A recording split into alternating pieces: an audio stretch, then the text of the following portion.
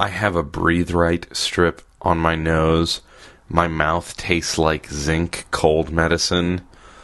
I've taken a bunch of other cold medicine. I'm under the weather. There's so much stuff to talk about right now. It's episode 50 freaking 9 of Coast to Coast Pinball. Let's go.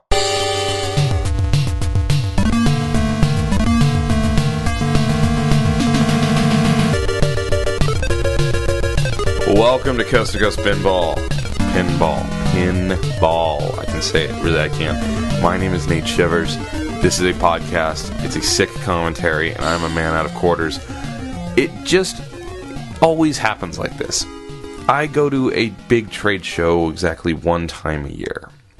The NAMM show. The North American... No, I'll get this right. The National Association of Music Merchants. It's the trade show where all the people in my industry of musical instruments from around the world come and gather in Anaheim, California at the Anaheim Convention Center for 4 days. And my company has a big booth, and all our dealers come in, lots of dealers come in, and you sell them the new stuff, show them the new stuff. It's a big dog and pony show. But let me tell you what it really is. It's a cesspool for germs from all over the world. And there's this thing we call, the trade show's called NAMM, N-A-M-M. So we go to NAMM, and we get the NAMthrax. Everybody gets sick. Last year, Teresa came up for literally like 3 hours to the show and got the flu and was so sick she was in bed for a week. This year, I felt pretty good through most of the show. But Saturday night, driving home, I actually left a day early because I didn't have any appointments on Sunday. I had this little itchy thing in the back of my throat saying, hey man, you're getting sick. And I refused. I was not going to get sick.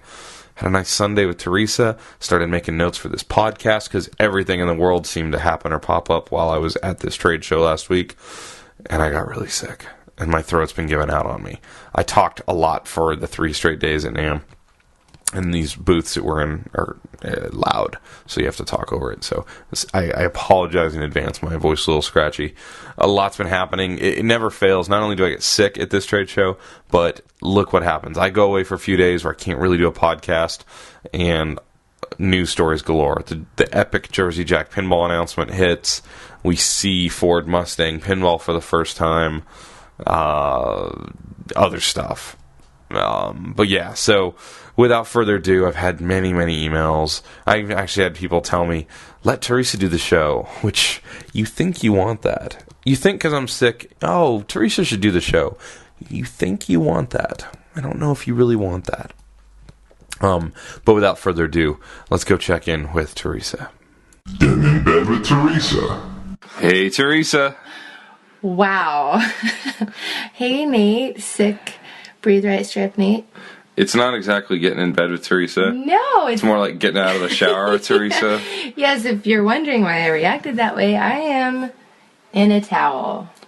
In just a towel. In just a towel. That's right. Standing outside the shower. I wasn't going to do this show tonight, but I need to get it done. I know you said a lot going on. Stressed out. You can't get it in. One of the stories that we're going to cover tonight is that I tied for 3rd place in the Pinball Podcast's King of Pinball 2013 voting contest. How do you feel about that? I think that's awesome. So, if the top guy gets taken out and the second guy gets murdered, are you the king? I'm tied at that point with a girl, so we'd be king and queen together. How does that make you feel? I'll murder her. Oh, no, she's real nice. She won because she, gives pinball machines to, children's homes that, Why'd you have to say that? Because you said you're going to murder her, and she's real nice.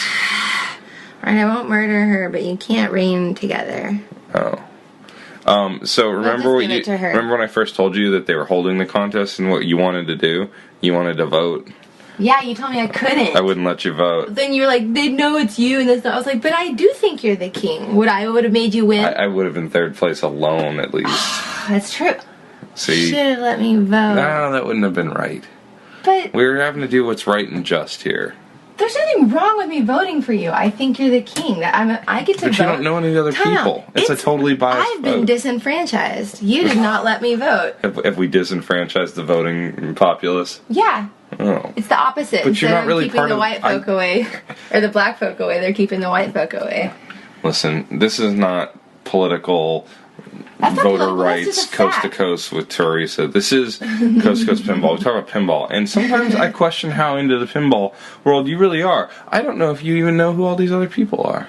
I don't know any of it. Do you know who the king of pinball actually was? Hold on. Was it someone who has a podcast? No. Was it someone who plays pinball? Like in tournaments? Do you want me to be really honest? At this moment, I'm on a lot of cold medicine. Does your sick self not know? I don't remember. I know that Steve Ritchie won the God of Pinball category. That's like the creator side, right? Well, it's just like Steve Ritchie's like, the God. The winner was... Oh man, I forget. When I talk about this on the real part of the show, I'll know and I'll sound smart, but right now I don't sound smart. So you just put your towel on your head. You're not supposed to say anything. Oh, well, they can't see. It's not a video podcast. Yes, it's just an audio podcast. I took my towel off. This is not a family show right now. You came in here when I'm trying to, it's dry outside. It's winter. I have to put lotion on. This is a decidedly R-rated moment on Coast to Coast Pinball. I can't see anything. I can see but you're all sick. sorts of things. This shouldn't have any effect on you. You're a sick boy. It always has an effect on me. Oh, so, sweet. Are you excited about Ford Mustang Pinball by Stern? Not really. Yeah, me either. Sorry. It's okay. Are you excited that Pat Lawler's going to Jersey Jack Pinball? That's really cool. You told me that. Who's Pat Lawler? He designed... This is why you don't get to vote. Wait. He designed... Wait for it. Wait for it. My the Game I Love? No, he designed... Medieval Madness? No, it's Brian Eddy. He designed Twilight Zone and The Addams Family and Funhouse and No Good Gophers and Whirlwind and he's amazing. I knew the name. I knew he was a designer. I know, but anyway. Do you know what his theme's going to be with Jersey Jack Pinball? No, does anybody?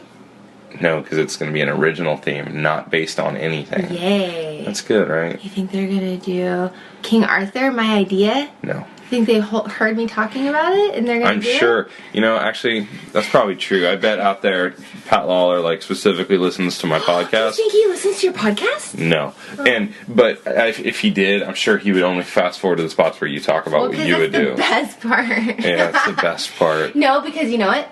Right now, everyone's trying to get more people into the world of pinball who are not already in the world of pinball, and a take, from my perspective, could possibly draw those people in. You're a big dork in a towel.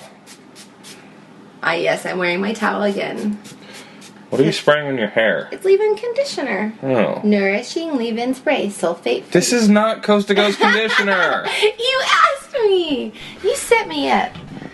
Anyway, I'm gonna go back and really do this show now. So. Say bye to everyone. Everyone's been asking where you were, so. I've been teaching children and not at NAM, so I didn't get the NAM thrax. I'm sick, man. That's what they call it. He'll tell you about it later. Alright. Say bye. Bye, everybody.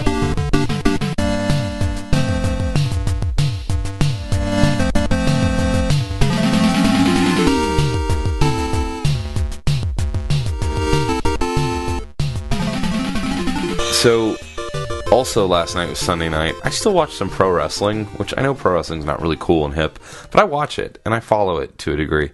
And the Royal Rumble, which is one of the WWE's largest events in pay-per-view, also a pinball machine, the WWF Royal Rumble. Well, the WWE, current name, Royal Rumble, was last night, so we watched that.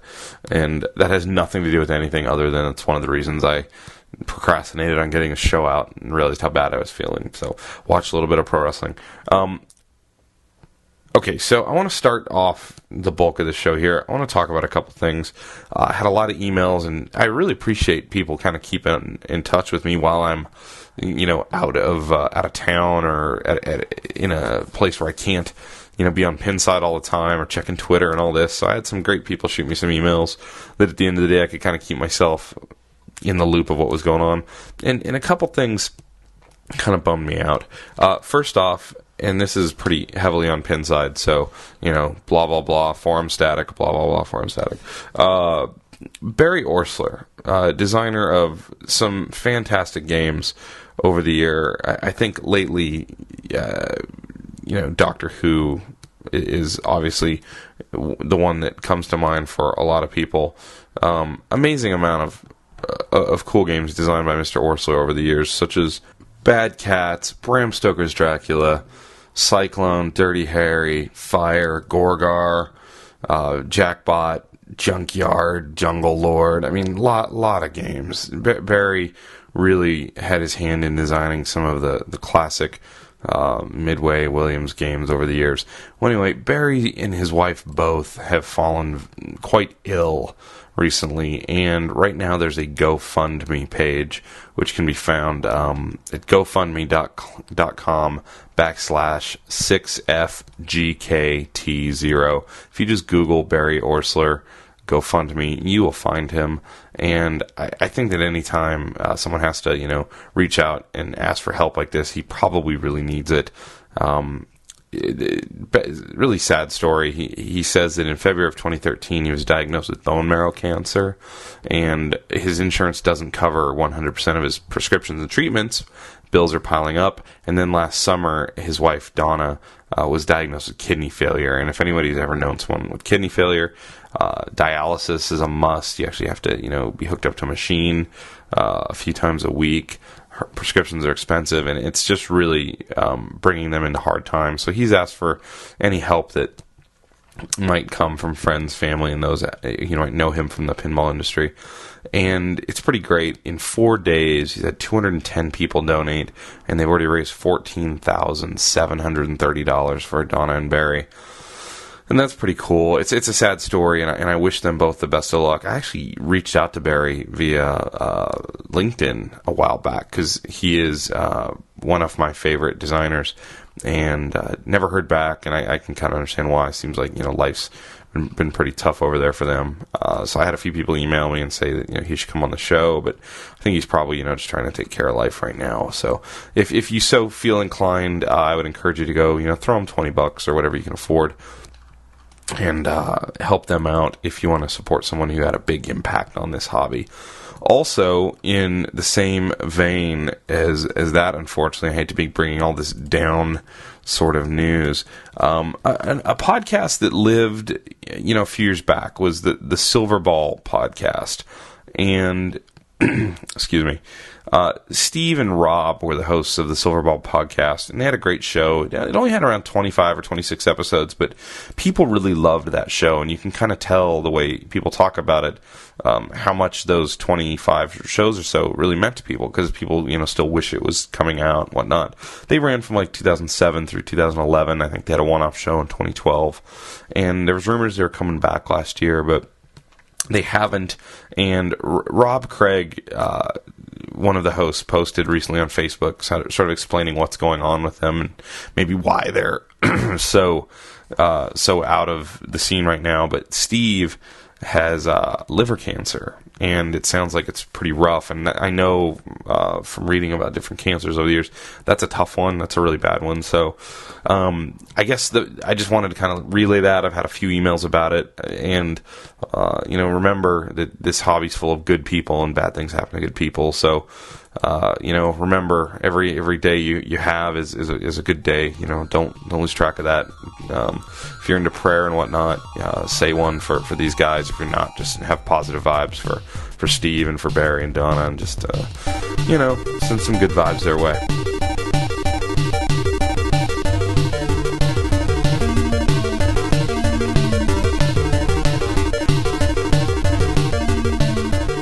All right, I could come on here and demand a recount and call shenanigans and say, "Hey, man, I want to recount this thing. I don't think I was tied for third, but I won't do that." In all seriousness, the guys at the Pinball Podcast, Don and Jeff, ran this contest. Pretty cool idea. 2013's Kings and Queens of Pinball and 2013's Gods of Pinball voting results. It's almost like a Hall of Fame. To me, I think that maybe they should spin it off and do the Hall of Fame and induct folks into the Hall of Fame. That would keep me far, far away from this sort of thing. However, I thought it was pretty interesting. So, a quick rundown of their Gods of Pinball voting results. Number 3 was Jersey Jack and Charlie Emery tied. Number 2 is the Farsight Studios gang. Obviously, Farsight Studios is making a giant impact with virtual pinball, electronic pinball. And then number 1, the God of Pinball, I think no surprise to most people, Steve Ritchie. Steve Ritchie had a big year with sort of the waves of AC/DC still rolling, and then Star Trek coming out. And just kind of being like, the man over at Stern and someone who's highly, highly respected. So that's pretty cool. In the Kings and Queens of Pinball voting results, I was nominated for this and sort of laughed and thought that I didn't have much of a chance at this sort of thing. I did not let Teresa vote, as we talked about earlier. I told her no, stay out of it. I think that would look bad, having my opposite sex, live-in life partner voting for me in this. This is really for the fans of the podcast and the pinball community to vote for. So I tied with Nicole Ann Reich for 3rd. That's awesome. Thank you very much. Number 2 was Bowen Cairns. Number 1 was Mark Steinman. So I actually spoke with, in one day at the Never Drains tournament, with both the number 1 and number 2 Kings of Pinball voting 2013. So, absolutely Mark Steinman. Dude's put his life on pause to travel the countryside with his wife, just, doing a web-based TV show on pinball. It's pretty awesome. He's the heart of Papa on a lot of levels. And then Bowen is Bowen is quite the personality, because you got this really intelligent guy who's one of the best players in the world, who also is one of the driving forces at Papa, and doing rule sheets and just all sorts of stuff. So fantastic choices. I'm glad I finished 3rd, and I know that sounds like, oh, he's just saying it. No. I'm glad I finished 3rd, because man, if I'd come out here and won this thing in year 1, where would I go from there? Nowhere. I'd only go down. So maybe next year or something. I don't know. Anyway, I thought it was kind of fun. I like stuff like that. I am definitely into the way that the guys over the Pinball Podcast reach out and get their fans in touch. That's very fun. March Madness for them should be coming up soon, and look forward to that. So go check out their latest podcast. I have been trying to listen to it. I'm about 2/3 of the way through it. Life keeps getting in the way, but definitely good. They go through all the Star Wars games, sort of as their game of the month. They go through every Star Wars themed pinball machine, which is very cool. So be sure and check that out.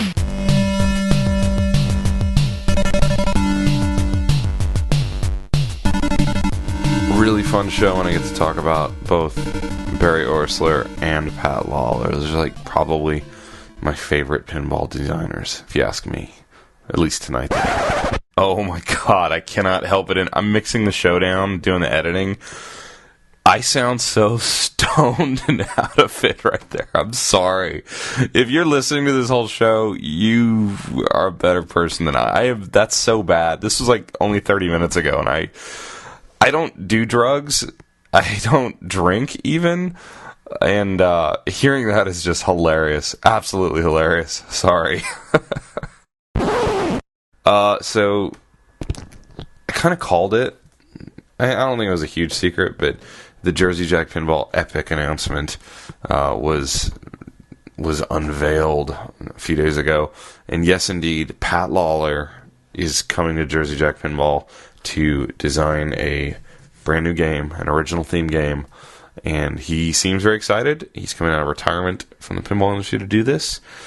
He posted a video, and the quotes I can take away from his video, the real short clip that he said, Jersey Jack Pinball has redefined the limits, bigger, bolder, and brighter, and he'll have an original game/theme. And it's true.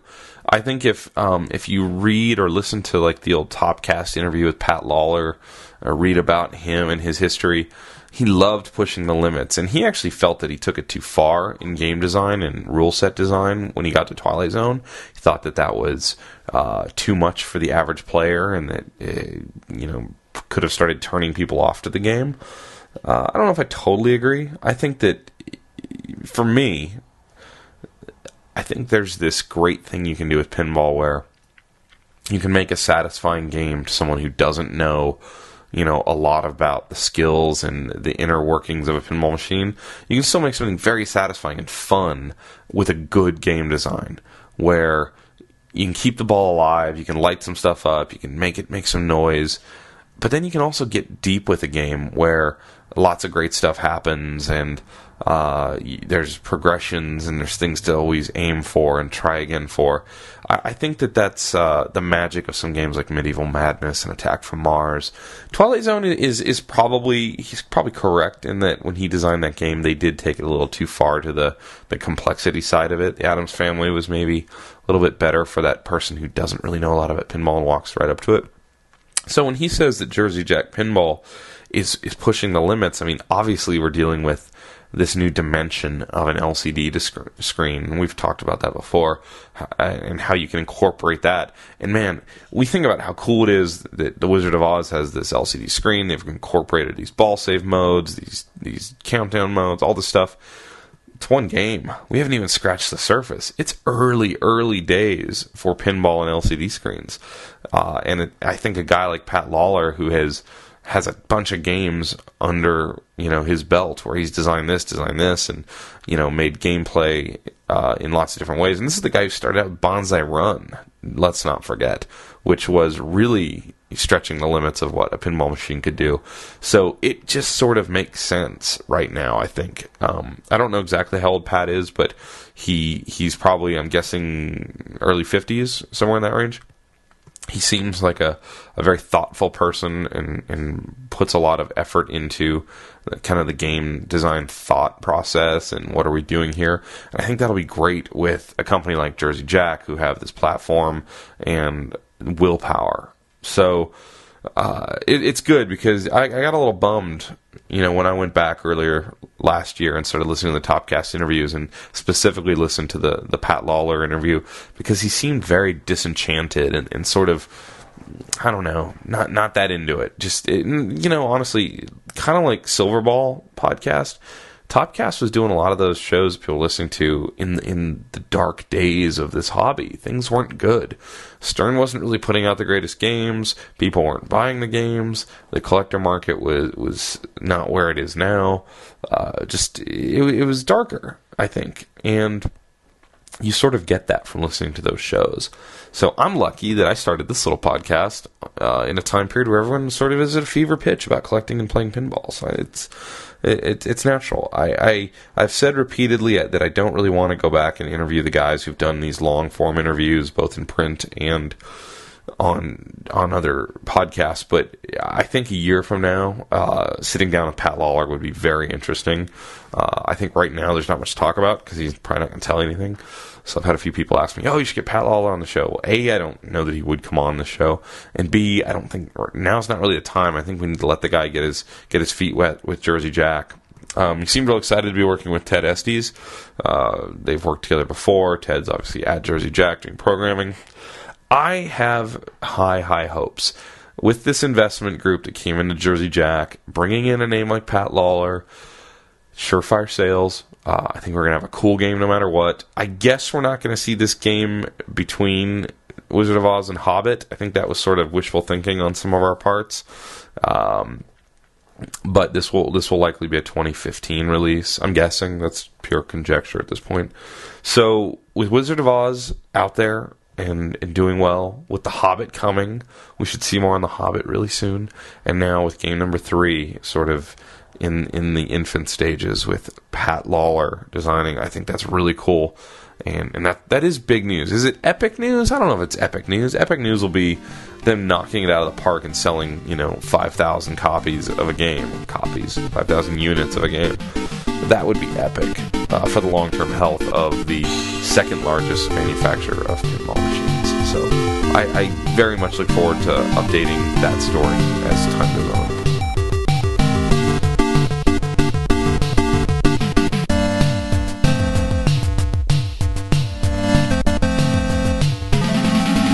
So photos and video of Stern's 50 years of Mustang pinball have surfaced on the internet. Knew it was coming. Was actually impressed to see it happen quite so quickly. I thought it was going to be a little bit longer, but I guess we are in late January. So here's what we know. the initial run of these games, it looks like, from multiple sources that I have and have read on just public forums, is that the initial run of the pro version of Mustang Pinball is going to be sold through Ford dealers and or Ford themselves on their web store, which is interesting. Totally not unheard of. My company, Taylor Guitars, that I work for, occasionally releases something with a partner where that partner has the exclusive rights to that guitar for a certain amount of time. And this makes perfect sense since you have a Ford-branded pinball machine to do a deal where Ford is going to sell the games first. I think the big story coming out of what we're seeing with this game, though, and this is just my first take opinion, and I'm sure we'll talk about Mustang Pinball a lot more in upcoming episodes, but from what I gathered reading through pages and pages of forums, looking at the videos, dissecting the photographs, really getting into it, here's my takeaways. There's no LCD screen. A lot of people thought this was the moment where we're going to see the LCD screen. Is there still maybe hope that comes out on the limited edition or the premiums? Maybe. I think it'd be a huge mistake not to have an LCD on the Pro and then offer it on the higher end pins. But maybe that... I've often thought that maybe that's what Stern does, because the LCD move is going to up the price point. So Stern may still want to have a sub $5,000 price point, a $49.95 retail on the Pro version of a game, and then charge $7,000, $8,000, $9,000 for premium and LE versions with a LCD screen. However, I think then you get into the issue of you're kind of double programming a game. Now you're programming for a DMD and an LCD, and that could tie up programmers at Stern even more. Where's that Metallica code? So I guess that's probably not going to happen. I guess Mustang is still going to be a DMD only game. What it kind of seems like to me is they're working on the new platform. They're working on the LCD. The Mustang pinball machine may have sort of come up as a tool for marketing and this partnership with Ford, sort of a surefire. Ford commits to buying 500 machines right off the get-go, or whatever the number is. Maybe it's 200, maybe it's 300. Ford says, yeah, we'll do this partnership, we'll waive your licensing right, and we'll buy a certain amount of those machines at a discount, or however that deal went down. There's a million ways the deal could have been structured. Maybe they paid the full licensing fee, and Stern, sold Ford the machines at full dealer cost. I don't know. But they have a limited window, and that could be 60 days, could be 90 days, I don't know, where they're going to be the ones selling this pinball machine. Will that work is the next question. So, can Ford sell a bunch of games? Are pinball people going to go ahead and buy the game from Ford directly? There will probably be no discounts on the games, kind of like when Amazon started carrying Stern Pinball. Those in the know, they knew that they could call their local distributors and probably save a few $100s off of the retail price. Whereas on Amazon, you paid whatever price they put up there, which, until they started doing the blowout of the Avengers and Avatar and whatnot, was full retail. So I don't know. Can Ford sell them? If they don't, will Stern take them back? Will Ford discount them? Will Ford tie the pinball machines to new Mustang purchases somehow? I mean, there's all sorts of things that could happen there. So we'll see. It'll be interesting to find out if it does ever come out how many games Ford actually bought from Stern, or committed to buy, or committed to try and sell, as it may be. As for the game, I was both intrigued and a little disappointed at the photos and video I saw. So you have a return now of the clear plastic ramps and ball return lanes like you have in Star Trek. That really smooth feeling plastic ramp, which I really like in Star Trek. So that will probably make it for a nice playing game with Mustang. 2 flipper game. Drop targets sort of in the middle below a 1/24th scaled Mustang toy. I didn't see if that toy was interactive at all. It didn't seem to be. Some of the notes on the game sort of leaked out because I think this machine popped up on Ford's site for sale for a little bit. It's since been pulled down. And they didn't really mention, car jumps off the thing and runs around or anything like that. That's not what it seemed like. I guess this is the John Trudeau design. Do we ever finally confirm that? I guess it is. So he has a knack for designing games that might look basic in their layout, but oftentimes the shots are at slightly different angles with different geometry than some of the classic designers. So that's kind of what it looks like going on here. It looks like sort of a modified fan layout, I guess. Just, it is what it is. Looks like there's a single in lane, a single out lane. Like I said, 2 flippers, 5 drop targets straight up the middle, sort of at an angle. Very a la Judge Dredd. I mean, you can't help but think that sort of looks like Judge Dredd drop targets, but tilted the other way. They're sort of tilted to the left, whereas Judge Dredd are sort of tilted to the right. It says gears on the front of the drop targets. There's a lot of speculation that there is a subway behind the A in gears, much like there's a subway behind the middle drop target on Judge Dredd. That could be very cool. The insert matrix has a bunch of Mustangs. Obviously, I think we all probably saw that coming, that you're going to be able to collect different Mustangs. Looks like there's 8 different cars with the new 50th anniversary Mustang down at the bottom. Big mystery Ford logo light up in between the flippers. There's also 6 gear shift positions above the matrix with the cars, and then there's an arc of 7 white insert lights, which I'm not totally sure if these are the drivers that are referenced in the notes about the game. I thought it was pretty interesting. One of the little takes on one of the little feature sets said, it says, advance through the challenge ladder in order to race in the Silver Ball Stampede, an all-out coast-to-coast, just kidding, all-out coast-to-coast run against all of the wacky opponents in the game. So we have been guaranteed or promised wacky opponents. I want to see some wacky opponents. I don't see wacky opponents on the playfield. It looks like it's a lot of tough cars on the playfield. Playfield art is lots of red and some blue. I see a distinct lack of wacky opponents. I want to know more about these wacky opponents. So I don't know if those lights are the stops on the coast-to-coast trip against the wacky opponents, or if that's something else. I'm not totally sure with that yet.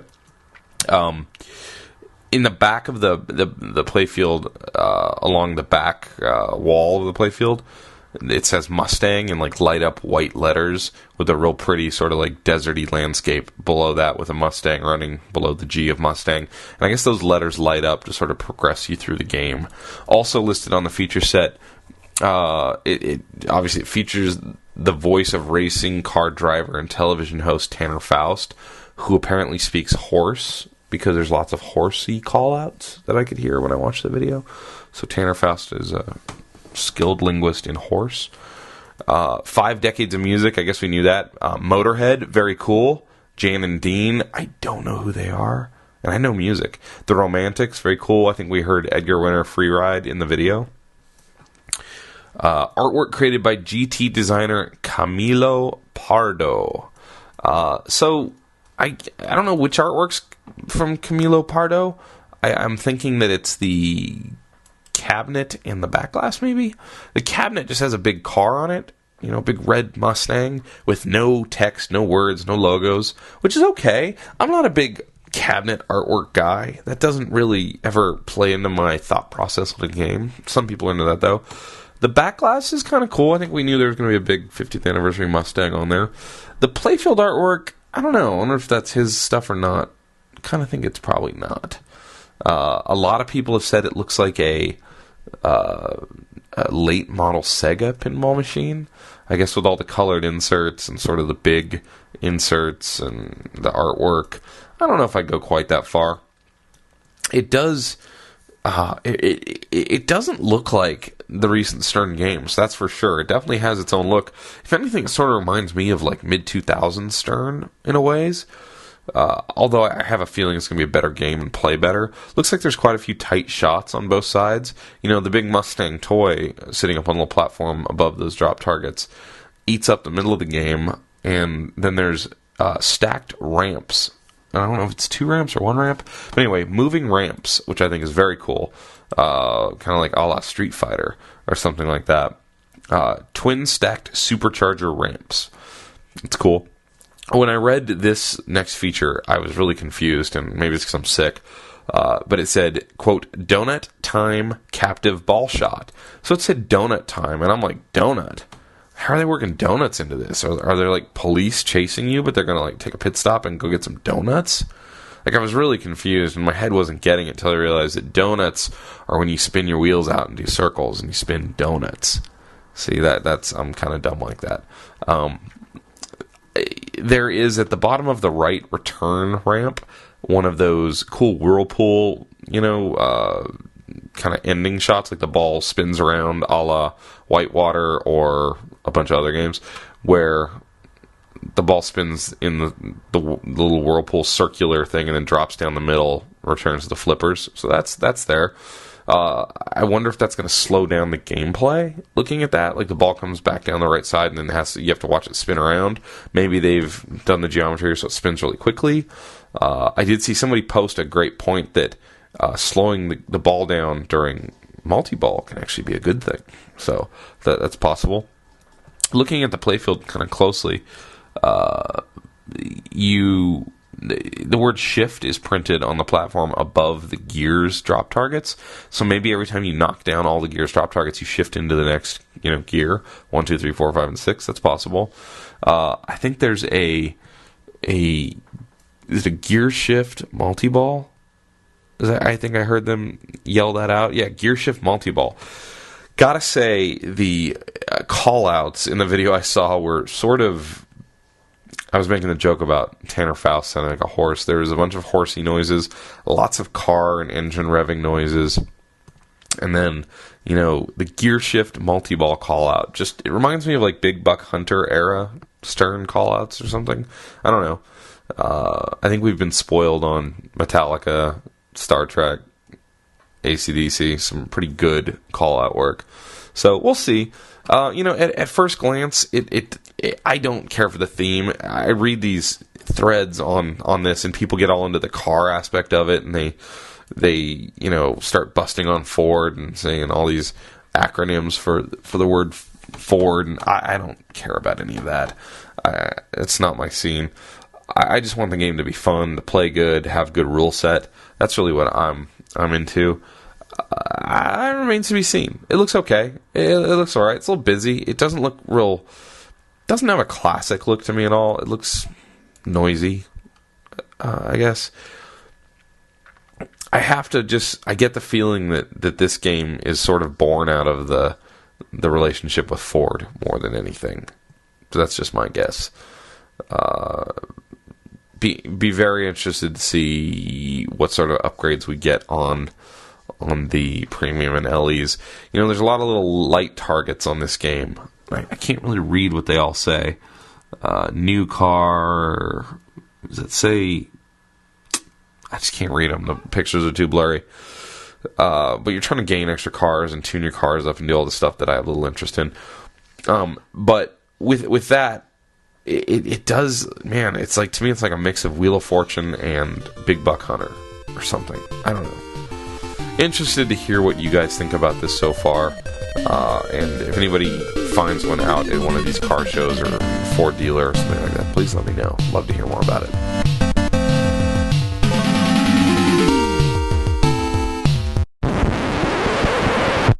Hey, I'm back. More on this Mustang pin. As soon as I stopped recording that segment on Mustang, I jumped on Pinside to look something else up, and there was a new photo posted of the Mustang playfield. Those 7 inserts above the Mustangs are actually, it says shoot Mustang store to collect flashing upgrades, and those are going to be upgrades such as body mods, drivetrain, engine, tires, etc. Tech. So I guess that's like the get an upgraded MP3 player or something like that. So I thought that was interesting. Looks like there's a scoop shot to the right side of the car, which will go down to the subway, I'm imagining.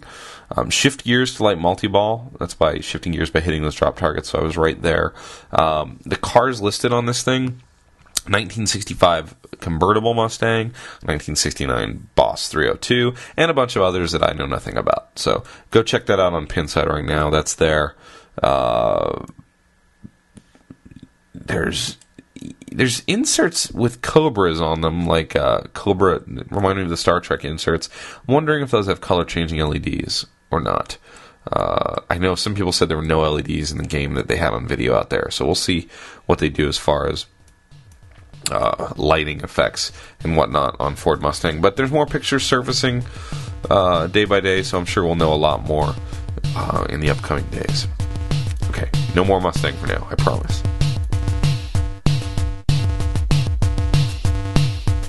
Check the email. Alright, I'm going to try and answer at least one, maybe two emails here. Jack from Buffalo, New York wrote to me. Hey Nate, it's Jack. Where's the actual question? Oh, curious to know what your thoughts on the lighting choices for the new Medieval Madness remake. Thoughts on the lighting choice for the new Medieval Madness remake. The LEDs I saw in the video posted were super blue, white, and strobe-y. This is not how the original looked, and I hope they fix this before they ship the game. I saw the video, and I'm an LED fan. I know there's some purists out there who want incandescence, or at least want the exact look of incandescence. Tell you, I have rarely seen an instance where I put, especially in inserts, talking inserts here, where I put LEDs into an insert that had incandescence before and it didn't just look better. I try not to use ultra bright white and like the pure whites or the cool whites, as they say, the sort of blue tinted whites very much at all, because I don't like that look either. Warm white is much better. So I think that I'm not sure what they had in that game at first. It may have just been, some LEDs to get it up and going. Might have just been using cheap LEDs to get, prototype up and going. I don't think for $8,000 a company like Planetary Pinball Supply would skimp out. I'm sure they'll use non-ghosting bulbs for they need to. I'm sure they'll use warm whites to give it more of that, vintage look. Will it look different? Yeah, it's going to look different. But they've said from the beginning it was going to be LED. I think that, here's where I'm going to get a little green on you. We, as pinball hobbyists and collectors, should move to LED whenever we can. Use less power, put off less heat. It's better for your game, less draw in the game. I just think it's a better thing power consumption wise. So I'm all for LEDs. You're not going to find me argue that. I have no problem with that.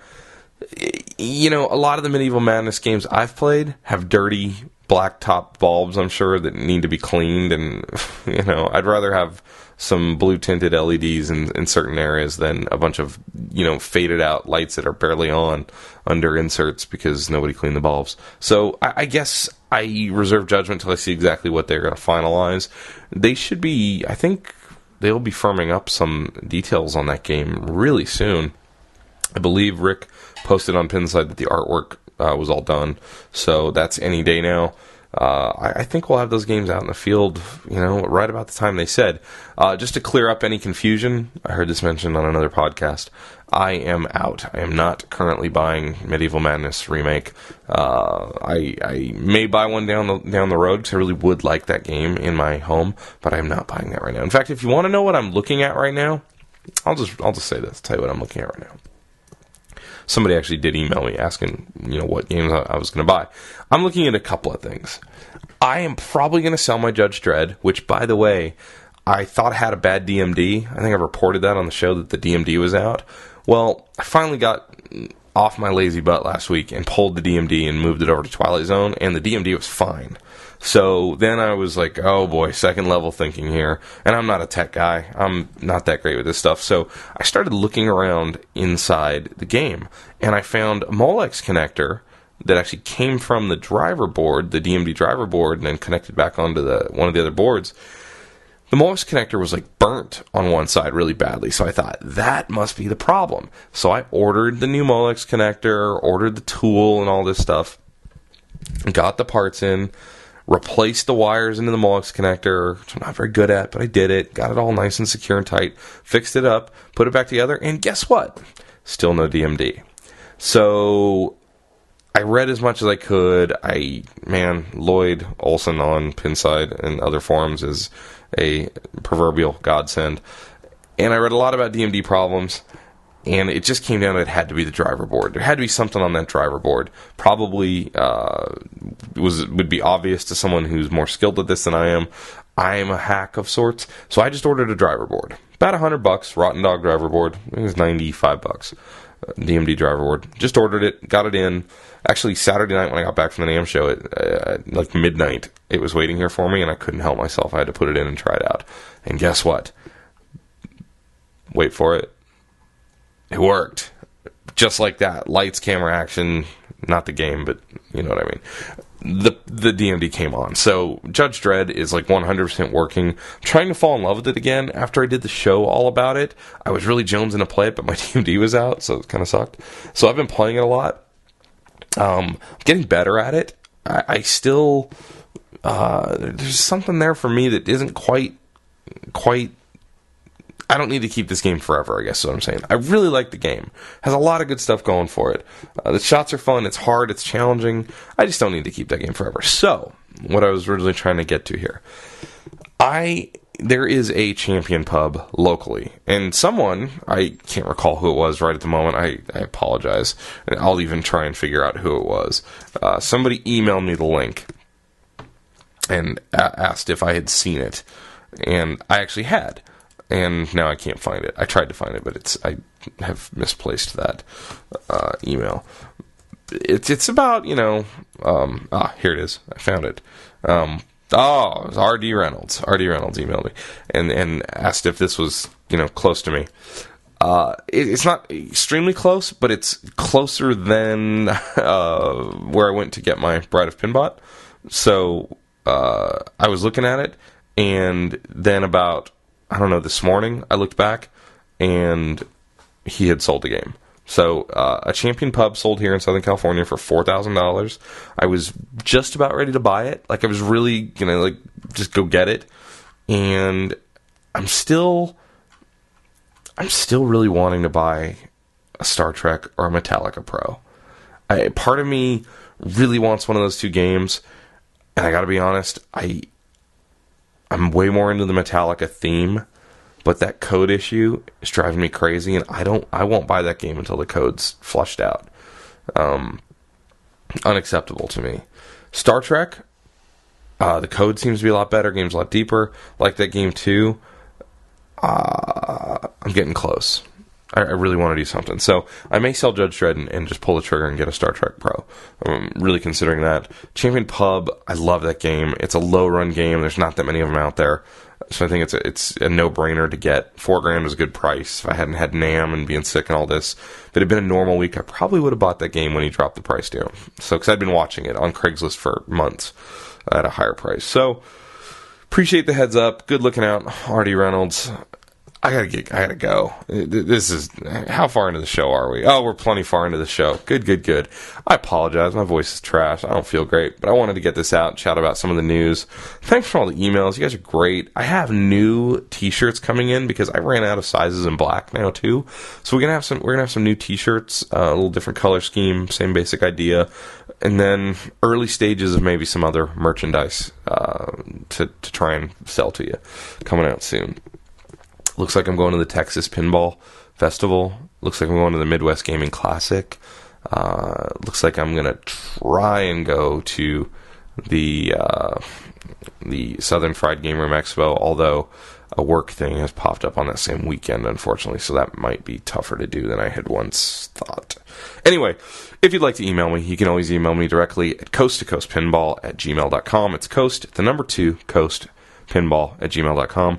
Our website's www.coast2coastpinball. Like us on Facebook, follow us on Twitter. If you really like the show and you want to go the extra mile, type out a quick little, this guy's so great, listen to his show on iTunes and give us 5 stars. That'd be awesome. Great too. Thank you. Until next time, episode 60 is coming. Thanks for listening. Enjoy yourselves. And now, outtakes from the audio recordings of Stern's 50 Years of Mustang Pinball.